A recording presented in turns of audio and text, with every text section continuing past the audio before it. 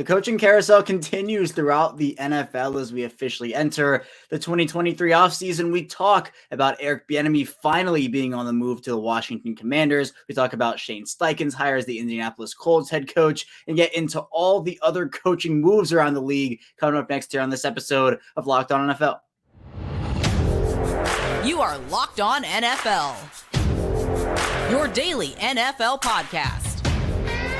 Part of the Locked On Podcast Network, your team every day.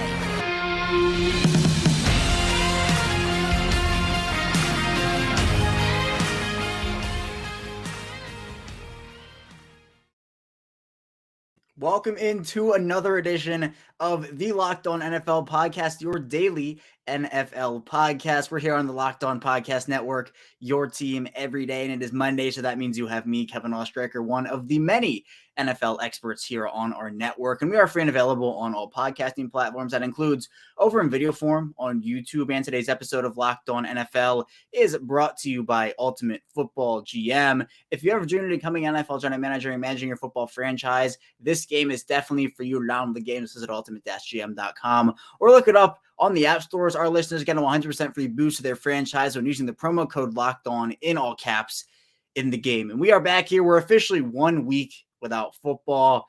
It's sad. I would like football to come back, and I'd like it to come back now, please. But here today, we're going to be taking you through the biggest stories throughout the entire league. And so far, there's been a lot in the coaching carousel in terms of guys moving around, guys leaving for other opportunities, promotions, the head coaching opportunities, coordinators.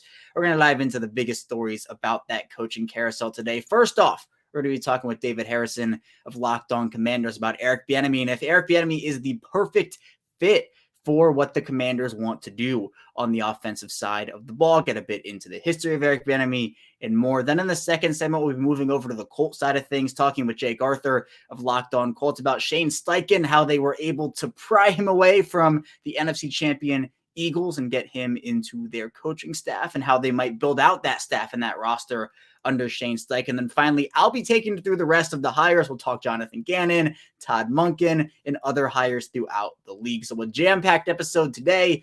Now let's first get into our conversation with David Harrison of Locked On Commanders.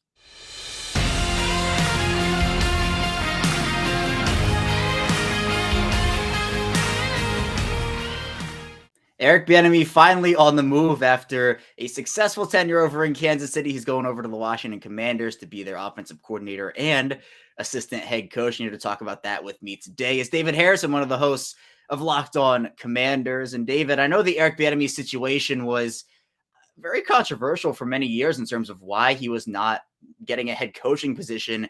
Bieniemy now leaves the Andy Reid shadow, gets to run his own offense over there in Washington.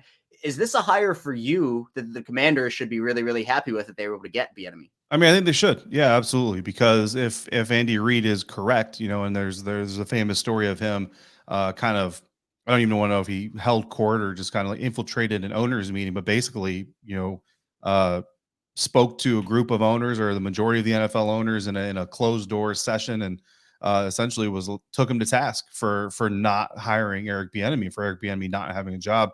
And in this season specifically, like, the writing has kind of been on the wall. I know officially it wasn't until like the day after the Super Bowl that, Eric Bieniemy and the Chiefs are going to part ways, and he's going to go look to get out of Andy Reid's shadow, like you mentioned. And that's great, but that's really been coming all season. If people have been paying attention, Andy Reid has been on a media campaign this last season to tell anybody and everybody he could that Eric Bieniemy is a critical part of what they do on the offense. And then there's even media members. I remember specifically one that sticks out, Mike Tirico, during one of their broadcasts, like completely uncued, there's really no connection to it. Just starts on this kind of like 2-minute soapbox moment about how important Eric Bieniemy is to the Chiefs, which is kind of a weird standout moment. So to me, I've been kind of looking at this, okay, Eric Bieniemy is leaving Kansas City this offseason, and most likely because the head coaching gig hasn't worked, to go to an offense coordinator situation where he was going to be the clear, unadulterated master of the offense on whatever team he went to. And then as you go through the process,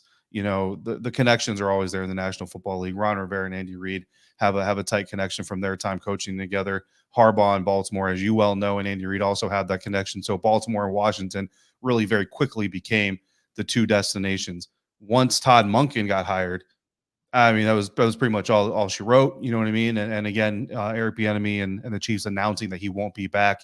You're not doing that unless you pretty much know there's a framework for another job there. They just had to figure out what that was going to be. It took them all about 2.5 days, I think, total time, 3 days on the calendar to get it figured out. And EB is headed to the DMV. Yeah, now obviously there's going to be, with a Bieniemy-led offense, a shift, both, with scheme and maybe some personnel in there as well. Do you feel like, based off what Washington already has on the roster and what they could add, that Bieniemy is a perfect fit, changing the scheme with the roster that they have right now?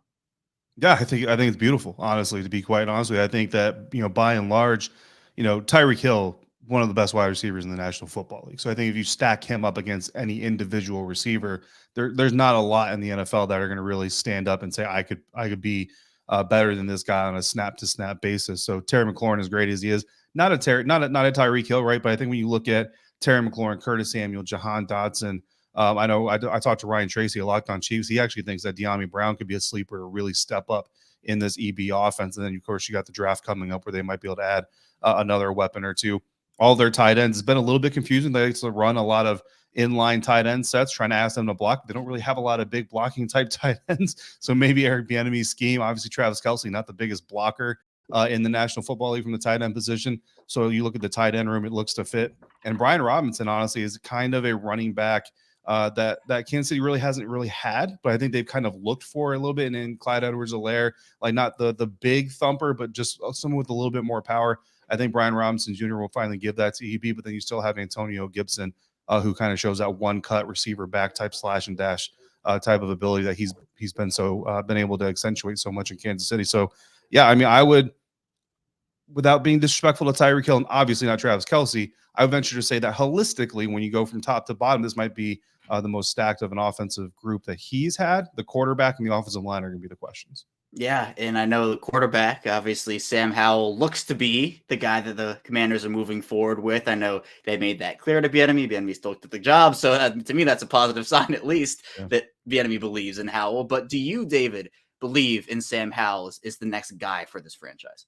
I do. I think Sam, I wasn't expecting it to be this soon, to be quite honest with you. I really was expecting it to be maybe like year 3, that he got kind of his real fair shot at being the number one guy. But I'm extremely excited for him. He's a guy that I talked to all season long. And, it was a little easier to talk to him when he was a practice squad guy, or not practice squad guy, but the scout team quarterback, number 3 guy on the depth chart. Once he became the starter, like his locker got a little bit more crowded, you know what I mean? But look, good dude. We've had a lot of conversations about quarterbacks, about kind of things that happened around the league. And so I've gotten to kind of know Sam's mentality. He's a real calm, cool, collected guy. And something that really stood out to me about him leading up to his first start there at the end of the year against the Dallas Cowboys is quite honestly like our kind of day-to-day interactions. Like, okay, well, Sam's a starter now. He's probably going to be, a little bit more, consumed by that. And I'm probably not going to kind of get I'll call it BSing time that I usually get with him. But that didn't change. Like, he was the same dude in the locker room. And it really did kind of surprise me. It was like, you're about to make your first NFL start. But here we are, you're eating your healthy snack that they give these guys after practice. And we're just, talking. I'm trying not to cuss here. But we're just, we're just chatting it up. And I was like, he's the same dude. You know what I mean? And then the arm, we've always known the arm talent was there. That was never a question. It was just about the mentality. And then seeing him on the field, I mean, he absorbed the atmosphere. I asked him after that first game how he, if there was a moment where it was almost kind of take a breath, and he admitted that, yeah, when he ran out on the field to get the game started, that he did kind of have a moment where like, holy, this is actually happening. Took a breath, took a prayer. He's a very religious guy. Kind of centered himself, and then just went in doing, playing football like he's always done. So getting a whole off season to ramp into it. I know he's busy training while he's also playing golf and catching some sun. He's going to come in with the right mentality. He's got the arm. So now it's just about marrying that with EB's scheme. Yeah, and I know it's way too early to talk about this, but in terms of the actual assistant head coach title the Eric Bieniemy has right now, is there a question now, however hot Ron Rivera's seat is, if there's a struggle early in the season, do you think that those conversations become louder now that Eric Bieniemy is now the offensive coordinator / assistant head coach of the team? Absolutely. Yeah. I mean, it's just going to be a natural part of things. You have a head coach in Ron Rivera who's got a fairly, good track record. He's had a good reputation around the National Football League and in the media. So I don't, think people are going to necessarily shoot for it. But, if this team does start 1-4, 1-5, 0-3, something like that. As long as the offense isn't just a complete mess and a complete shambles, and you don't got EB yelling at Sam or Sam yelling at EB, like if the offense isn't just the sole culprit of why they're struggling, then yeah, I mean that it's going to be a natural part of the progression. People, especially in the national media, are going to start looking at EB and say, look, this is a guy who should have probably had a head coaching job in the first place. And I actually probably anticipate, Ron Rivera has come out and said that EB should have a head coaching job. So people are going to say even Ron himself thinks that Eric Bieniemy should be a head coach. So why not be the guy to take his position? And and then you have that assistant head coach title. If your head coach gets fired in season, who's most likely to take the interim tag? Probably the guy that has the assistant head coach title, right? So yeah, it's going to be a natural progression of things. Hopefully for all of them involved, that conversation doesn't have to come up, and instead you're talking about EB being on the head coaching circuit next year trying to get his job. But yeah, if things don't go well initially, that's absolutely going to be where a lot of people go. A major shout out to David for taking the time talking to Eric Bieniemy. Seems like it will be a perfect fit for more on David's work, of course, in the Commanders. Be sure to check out the Locked On Commanders podcast, part of the Locked On Podcast Network, your team every day. But coming up in our second segment, we'll be flipping the field, flipping the conferences, talking with Jake Arthur of Locked On Colts about Shane Steichen and what the Colts could do with him at the helm. So be sure to stay tuned. Still a ton to dive into on Locked On NFL. But first, this episode is brought to you by Ultimate Football GM. And you've heard me talk about this mobile game app, and I really can't tell you how much fun I had competing against my fellow Locked On NFL hosts. Now, Chris Carter of Locked On Steelers was our Locked On NFL champion. I wanted to win, but it just didn't happen this time around. But now it's your turn to compete, but more on that later. If you've ever dreamed of becoming an NFL general manager and managing your football franchise, your dream will come true, and this game is definitely for you. You'll manage every strategic aspect of your team. You'll play through seasons and lead a team to glory, trying to build a perfect dynasty. With Ultimate Football GM, you're responsible for controlling the destiny of your franchise by hiring the right coaches and coordinators. You can trade players. You can even navigate your franchise through free agency and the draft and all the ups and downs of a season. And it is really cool, all the interactive things that Ultimate Football GM has. And you can really put your own twist on your own franchise and your own dynasty. And you can even compete with your friends and your family. And all this in a challenging and realistic game world. Ultimate Football GM is completely free and playable offline, so you can play on the go as you want and when you want to. And we've created Locked On Leagues for you to compete against Locked On fans all over the world. Can you be the ultimate Locked On Football GM? Choose the Locked On League in the app to join. Can you create a football dynasty? Locked On NFL listeners get a 100% free boost to their franchise when using the promo code Locked On in all caps in the game store. That's Locked On in all caps. Make sure to check it out today. Download the games at ultimate-gm.com or look it up on the app stores. That's ultimate-gm.com. Ultimate Football GM, start your dynasty today.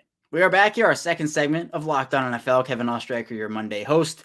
Still here with you, hanging out, talking coaching carousel. We just talked with David Harrison about Eric Bieniemy and the Commanders, but now we're going to talk about Shane Steichen and the Colts with Jake Arthur of Locked On Colts. This is a big hire for them. It just felt like there was so much going on with the Colts last year, the Matt Ryan, or just the quarterback situation with Matt Ryan and Nick Foles and Sam Ehlinger. The Colts hiring Jeff Saturday, who had never had any coaching experience. It was a wild ride for the Colts. So we'll talk with Jake Arthur now about just how important this Shane Steichen hire is and what they can do moving forward with Steichen to the helm.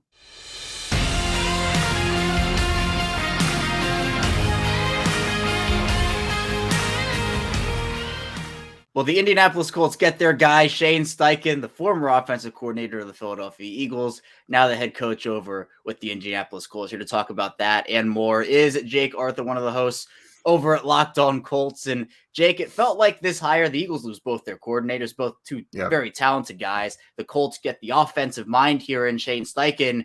Was Shane Steichen your top choice for the Colts head coach opening? Yeah, but it seemed like kind of a pipe dream at the beginning of the whole process. You kind of thought that any of the Eagles guys would be probably not very likely because of how the whole Frank Reich thing went down. Nick Sirianni and some of his guys are obviously close with Frank. But it turns out the Colts were apparently a desirable destination. And Shane Steichen was exactly the type of coach that you would hope for. Young, forward-thinking offensive mind that you can pair with a new rookie quarterback that you're going to be drafting in the top 5, who has a proven track record with getting the best out of his young quarterbacks. Yeah, and how does this now change the Colts offense and what we've seen from them over the past couple years under Frank Reich? Now moving over to Shane Steichen, what does it do to that unit?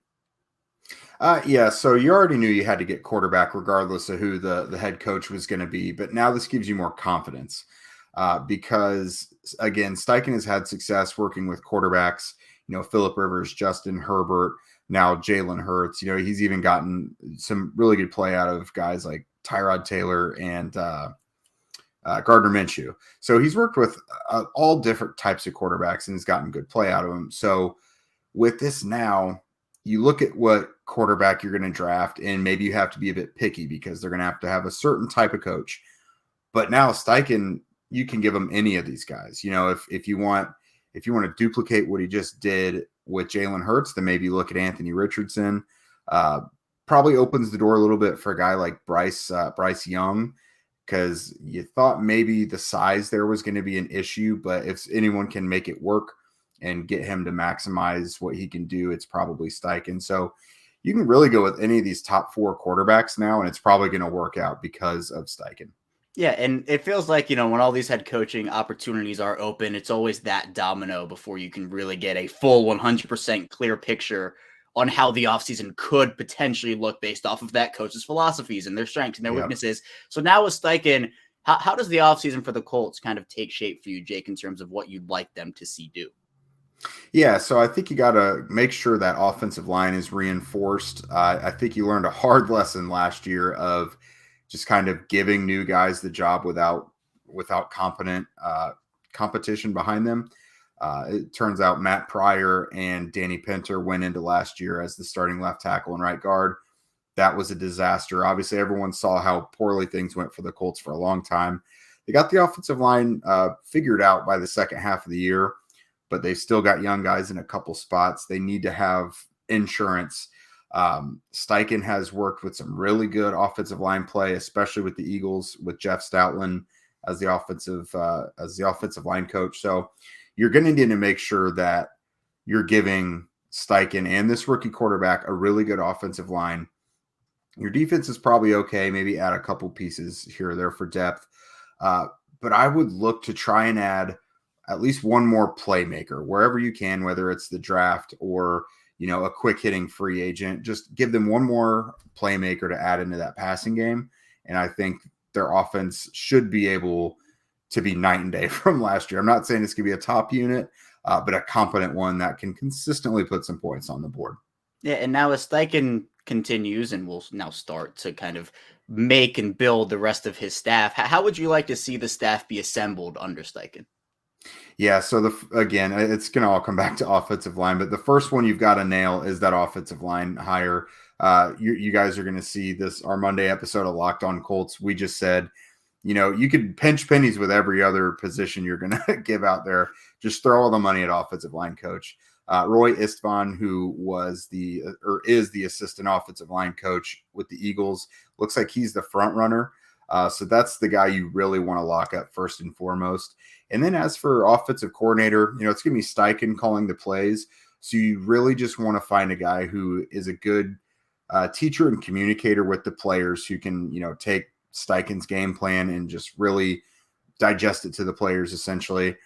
And, someone who's a good planner, someone like a Pep Hamilton comes to mind. If we're talking about someone who's not going to be calling the plays, Anthony Lynn, especially, that guy can script a run game as well as anyone in the NFL. So a couple of those guys are guys I've got my eyes on. But so far, T. Martin is one guy they've requested for offensive coordinator, as well as Jim Bob Cooter.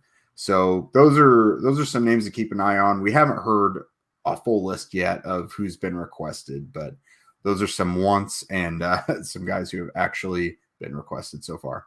Yeah, now let's talk a bit of AFC South here, Jake, because we saw the Jaguars establish themselves over this past season, but it seems like this is going to be an offseason of change for some of these teams. Tennessee in the Ryan Tannehill situation, obviously the Texans, what are they going to do and how are they going to build out their roster, and the Colts now in terms of what they can do. So based off of the Steichen hire and how you envision the offseason playing out, or at least hopefully playing out for the Colts, how confident are you that next season the Colts can get back into that competitive nature and compete for the AFC South title? Yeah, so they had an awful AFC South slate this year. They started their season like 1-5 against the division, so couldn't have really gone much worse. Lost that last game to the Texans, so I'm not going to put them on top at all. It's still the Jaguars' division to lose, and there's really no reason to think that the Jags are going to take a step back. So full credit to them. It's about time that Tennessee got knocked off their horse there. But no, I think the Colts should be competitive again. There was just so much wrong last year that it cannot get worse. At least, fingers crossed. But no, I think they'll be more competitive. They're going to have a competent offense moving forward, it seems. Again, it may not be a barn-burning one, but the defense was always pretty good last year. But you can only hold up your end of the bargain so much before things start to fall through. I don't think the defense is going to have to carry the team quite as much.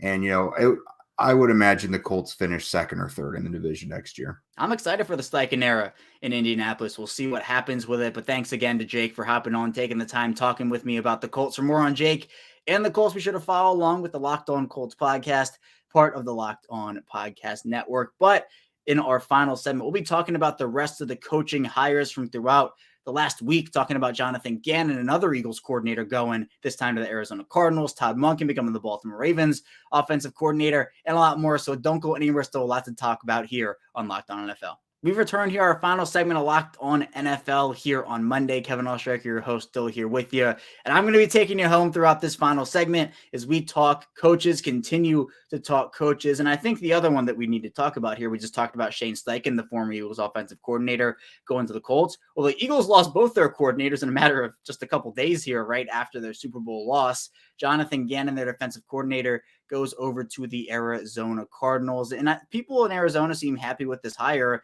Now, the interesting part of this, though, is I think people in Philadelphia, we talked with Louis DiBiase after the Super Bowl, and it felt like what Lou was talking about with us was the fact that sometimes Jonathan Gannon's defenses shrunk in the big moments against elite quarterbacks. That's kind of the message, and it felt like that was the message that even I saw on Twitter from Philadelphia fans. So we'll see. I still think it's a good hire. I know there were videos that surfaced of Jonathan Gannon, being all cheesy with players, and everyone's like, oh no, this is not going to work out.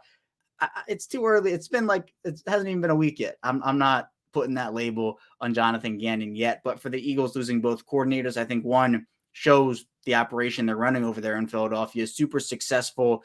Obviously, that offense with Jalen Hurts, the growth that Jalen Hurts showed. Shane Steichen obviously getting his flowers, and I think Brian Johnson, their quarterback coach, who has been in consideration for some offensive coordinator jobs, is probably getting promoted offensive coordinator there. And then you have on defense, that Philadelphia defense. I know the schedule was easy for Philadelphia this year. I get it. The competition level has been a question mark with some people. The Eagles had a pretty easy schedule in 2022, but fact of the matter is they dominated that easy competition exactly like they should have. The defense had many great, Hassan Reddick on the first year of his contract did amazing. Jonathan Gannon, a big part of that defense. Now going over to Arizona, hopefully it will work out a lot better than Cliff Kingsbury. Obviously Kingsbury with the offensive background and Jonathan Gannon with the defensive background. But the question for the Cardinals now is Gannon going to want to work with Kyler Murray? And is that the quarterback coach combo that even the GM wants here? I know when new faces come in, new coaches, new GMs, they want to do it their way. And Kyler Murray was the old regime's quarterback. For the new regime, including Jonathan Gannon, is that the quarterback that they want for their future? There could be a trade with Kyler Murray. Obviously, Murray tearing his ACL late in the season. The reports and the rumors are that he might not be available, might not be ready till November. That would be a big, a first-year head coach having to go into the season. Is it Colt McCoy? Is it Trace McSorley? We'll see what they do at the quarterback position to kind of bridge the gap for the beginning of the season, which it doesn't seem like Murray's going to be ready for at this point, to when Murray's able to play. But is Murray even going to be the quarterback at all past 2023? That's the interesting decision, because maybe the Cardinals just want to start fresh and take a rookie quarterback and see what happens, and then trade Kyler Murray somewhere else and just start completely over. Maybe that's what they decide, but we'll see what happens. I still think Gannon is a step in the right direction. It just felt like with Cliff Kingsbury and Steve Keim and that old regime, it wore itself out. They reached their ceiling, and with all the offensive talent they had, Kyler Murray, James Conner, DeAndre Hopkins, Marquise Brown, Zach Ertz, they drafted Trey McBride in the second round last season, or in the last draft. They underachieved, I think. And even on the defense, the defense has talented playmakers like J.J. Watt, who obviously is now retired, but Budda Baker and some of these other really talented playmakers on that defense. I think that they need a coach that can maximize both sides of the ball. I think Gannon's a start with that, and he can obviously build out his staff how he would like it. And he's already started to do that with a couple of assistants. But the other news around the league, Todd Monken was hired by the Ravens. I know that, we were talking with David Harrison in the first segment about the Eric Bieniemy to the Commanders. It really felt like Bieniemy was either Commanders or Baltimore, and that's really what it was. And, David talked about that a little bit with us in the first segment. But the Ravens hired Todd Monken before the Commanders hired Bieniemy, so that pretty much, again, opened the door for Bieniemy to go to Washington. But Monken is someone who I think fits the Ravens timeline and fits what they need. There's so much uncertainty right now surrounding Lamar Jackson and what's going to happen with him. Is there going to be a trade? Is there going to be a franchise tag? Is there going to be an extension? There are a lot of different avenues that the Ravens and Lamar Jackson could take over these next couple of weeks as we enter free agency here and now less than a month. So there are a lot of decisions to be made. And the first domino is the offensive coordinator here. Monken has experience both in the college ranks and at the NFL level.